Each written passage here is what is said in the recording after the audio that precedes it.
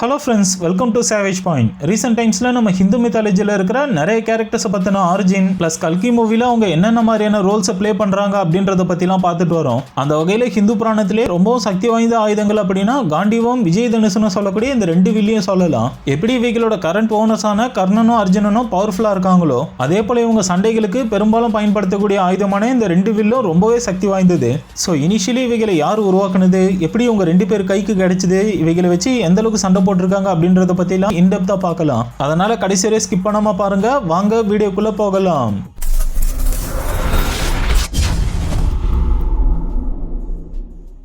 So Karnan versus Arjunan அப்படின்னு வரும்போது எப்போவுமே அது ஒரு மிகப்பெரிய டிபேட்டாக தான் போகும். இருந்தாலும் வில்வீச்சு போட்டின்னு வரும்போது மெஜாரிட்டியானவங்க வில்லுக்கு விஜயன் அப்படின்னு சொல்லக்கூடிய அர்ஜுனனுக்கு தான் அதிகமாக ஓட் பண்ணுவாங்க. அந்த வகையில் பாண்டவர்களோட ஹீரோவான அர்ஜுனனோட ஒரு பிரைமரி வெப்பன் அப்படின்னா இந்த காண்டிவத்தை சொல்லலாம். இதனாலேயே இவருக்கு காண்டிவதாரி அப்படின்ற இன்னொரு பேரும் இருக்கு.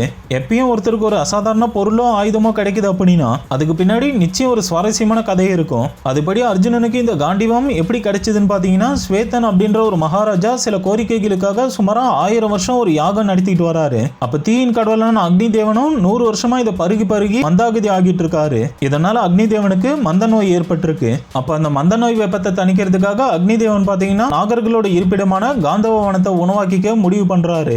ஆனா அதுக்கு சில தடைகள் இருந்ததால ஒரு அந்தனா வேடமிட்டு வில்வித்தையில அப்ப தலை சிறந்த வீரனா இருந்த அர்ஜுனன் கிட்ட போயிட்டு, அர்ஜுனா எனக்கு பயங்கரமா பசிக்குது, நீதான் அந்த பசியை தீர்த்து வைக்கணும்னு சொல்லும் போது வந்திருக்கிறது அக்னி தேவன் தெரியாத அர்ஜுனனும் பசியை போக்குறன்னு வாக்கு கொடுத்துடுறாரு. அப்ப அந்தணன் வேடத்துல இருந்த அக்னி தேவன் எனக்கான உணவு காண்டவ வனத்துல இருக்கு, அதனால அதை அழிச்சு நீ கொண்டு வான்னு சொல்றாரு. இதை கேட்டு அர்ஜுனன் கொஞ்சம் ஷாக் ஆனாலும் கொடுத்த வாக்க மீறக்கூடாதுன்றதுக்காக சரின்னு சொல்லிட்டு கிளம்பும் போது அக்னி தேவன் பாத்தீங்கன்னா பிரம்மனால் வழங்கப்பட்ட பிரம்ம தனுசு, அதாவது காண்டிவத்தையும் வெள்ளை குதிரைகள் பூட்டிய மிகவும் சக்தி வாய்ந்த தேர் ரதத்தையும் ஒண்ணு கொடுக்கிறாரு. தான் தந்தை இந்திரனுக்கு சொந்தமான அந்த காண்டிவ வனத்தை அழிக்கிறதுக்காக அக்னி தேவன் கொடுத்த காண்டிவத்தையும் கண்ணபிரான் தேரோட்ட அதுல ஏறி பயணிக்கிறாங்க. சோ தன்னோட வனத்தை அர்ஜுனன் கிட்ட இருந்து பாதுகாக்கிறதுக்காக இந்திரன் கடுமையா சண்டை போட்டிருக்காரு. ஆனா அர்ஜுனன் கிட்ட இருந்த அபரிதமான திறமையினாலையும் சக்தி வாய்ந்த ஆயுதத்தோட தாக்குதல்களை சமாளிக்க முடியாம இந்திரன் கடைசியில டிஃபீட் ஆகிடுவாரு. ஆக்சுவலி லார்ட் இந்திரனோட சக்திகளை கண்டு பயந்ததுனாலதான் அவர் வனத்தை அழிக்க அவரோட மகனையே அக்னி தேவன் அனுப்பியிருப்பாரு. அண்ட் அவர் நினைச்ச மாதிரியே அர்ஜுனனும் கடைசியில தான் அப்பாவே வீழ்த்தி அந்த வனத்துல இருந்த அரக்கர்களை கொண்டு மொத்தமா எரிச்சிருக்காரு. அப்ப அந்தணன் வேடத்துல இருந்த அக்னி தேவன் பாத்தீங்கன்னா கொழுந்து விட்டு எரிஞ்சுக்கிட்டு இருந்த வனத்தை தனக்கு உணவாக்கிட்டாரு.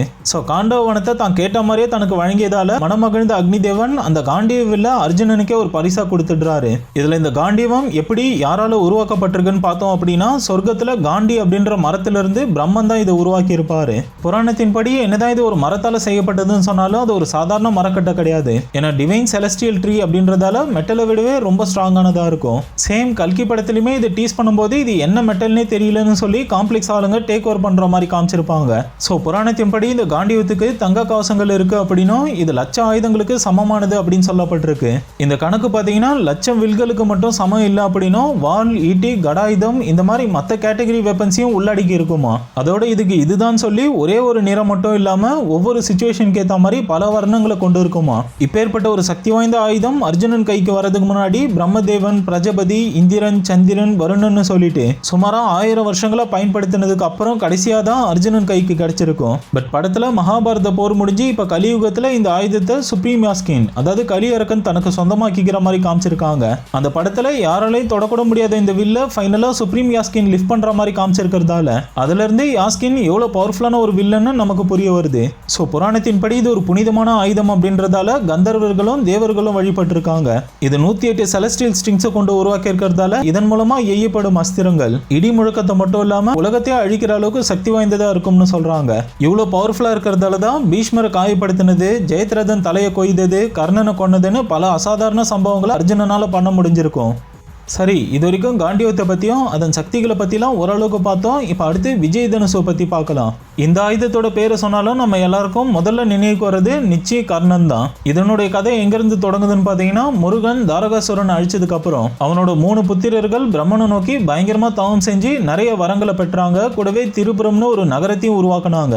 அதுக்கப்புறம் பழிவாங்கிற நோக்கத்தோட அவங்க மனுஷங்களையும் தேவர்களையும் கடுமையாக துன்புறுத்த ஆரம்பிச்சதால தேவர்கள் அவங்களுக்கு வரம் கொடுத்த பிரம்மன் கிட்ட போயிட்டு முறையிட்டிருக்காங்க. அதுக்கு பிரம்ம பிரம்மதேவன் என்னால ஒன்றும் செய்ய முடியாது, அவங்க 3 பேரையும் அழிக்கும் திறன் அண்டத்தையும் ஆளக்கூடிய சிவபெருமானுக்கு மட்டும்தான் இருக்குன்னு சொல்லியிருக்காரு. இருக்காரு. கடைசியா எல்லாரும் சிவன் கிட்ட போயிட்டு முறையிடும் போது சிவன் பாத்தீங்கன்னா அந்த 3 பேரையும் ஒரு சக்தி வாய்ந்த அஸ்திரத்தை கொண்டு அழிக்கலாம்னு முடிவு பண்றாரு. அதாவது அந்த அஸ்திரத்தோட மூலதனமா திருமாலும் கூர்மையான நுனில அக்னி தேவனும் அடியில வாயு தேவனும் இருந்தாங்க.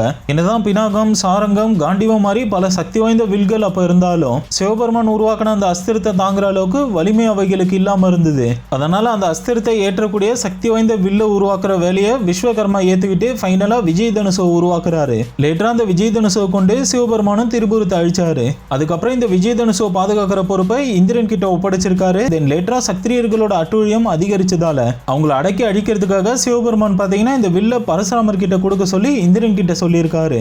அதை பயன்படுத்தி பரசுராமர் பல தலைமுறைகளுக்கு சத்திரியர்களை கொண்டு தர்மத்தையும் அமைதியும் நிலைநாட்டி வந்திருக்காரு. தென் பல காலங்கள் கழிச்சு கர்ணன் பரசுராமர் கிட்ட சீடனா சேர்ந்து தான் திறமைகளையும் தகுதியும் நிரூபிச்சதுக்கு அப்புறமா கர்ணனுக்கு இந்த விஜய் தனுசை பரசுராமர் பரிசளிச்சிருப்பாரு. அதனால் வரைக்கும் சாதாரண ஒரு டெமிகாடா இருந்த கர்ணனுக்கு இந்த விஜய் தனுசு புது உத்வேகத்தை மட்டும் இல்லாம ஒரு அன்ஸ்டாப்பபிள் காட்லி கேரக்டரா மாத்துச்சு.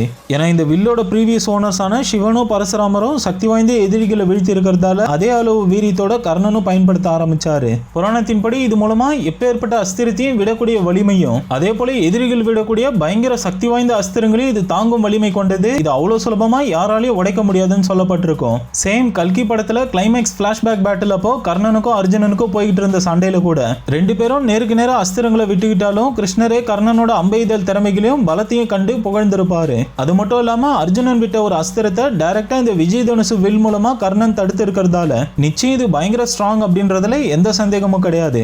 இது கூடவே இது ஒரு வில் அப்படின்றதையும் தாண்டி பைரவ உடம்புல கர்ணர் ரீஇன்கார்னேட் ஆனப்போ மியான்லிர் ஹேமர் மாதிரி த்ரோ பண்ணி சண்டை போட்டிருக்கிறதால படத்துல இது ஒரு மல்டி பர்பஸ் வெப்பனாவும் செயல்படும்னு தான் சொல்லணும். பார்ட் 2 படத்துல காண்டிவத்துக்கு இது போல ஏதாச்சும் ஸ்பெஷல் எபிலிட்டிஸ்லாம் கொடுத்தாங்க அப்படின்னா சண்டைலாம் நிச்சயம் பயங்கரமா இருக்கும். சரி, நம்ம டாபிக் உள்ள வருவோம். கர்ணனுக்கு என்னதான் ஒரு சக்தி வாய்ந்த கடவுளோட ஆயுதமே கிடைச்சிருந்தாலும் கதைப்படி தான் குருவான பரசுராமரோட சாபத்துக்குள்ளாகி கடைசியில மகாபாரத போர்ல உயிரை விட்டது நம்ம எல்லாருக்குமே தெரியும். கர்ணனுக்கு குருவோட சாபம் ஒரு பக்கம் இருந்தாலும் பர்டிகுலர்லி கிருஷ்ணரோட சூழ்ச்சி ரொம்ப ரொம்ப முக்கியமானதா பார்க்கப்படுது. ஏன்னா போருக்கு முன்னாடியில இருந்தே கர்ணன் கிட்ட இருந்த எல்லா விஷயத்தையும் ஒவ்வொன்னா பறிச்சிட்டு வந்த கிருஷ்ணர் இந்த வில்லியை எப்படியாச்சும் பறிக்க பார்ப்பாரு. ஆனா அதுக்கு வாய்ப்பே கிடைக்காம போயிடும். எதுக்காகனா கர்ணன் இந்த விஜய் தனுசு வில்ல வச்சிருக்கிறவரை யாராலையும் ஏன் அர்ஜுனனால கூட டிஃபீட் பண்ண முடியாதுன்னு தெரிஞ்சு வச்சிருந்தாரு. அதனாலதான் கர்ணன் அவரோட தேர் சக்கரத்தை விடுவிக்கிற முயற்சியில் இருக்கும்போது விஜய் தனுசு அவர் கையில இல்லாம இருக்கிறத பார்த்த கிருஷ்ணர் அர்ஜுனனை தாக்க சொல்லி இருப்பாரு. ஒருவேளை அப்ப கர்ணன் கையில விஜய் தனுசு இருந்து அஸ்திரத்துக்கான மந்திரத்தை மறக்காம இருந்திருந்தா போரோட முடிவே வேற மாதிரி மாறி இருக்கும்.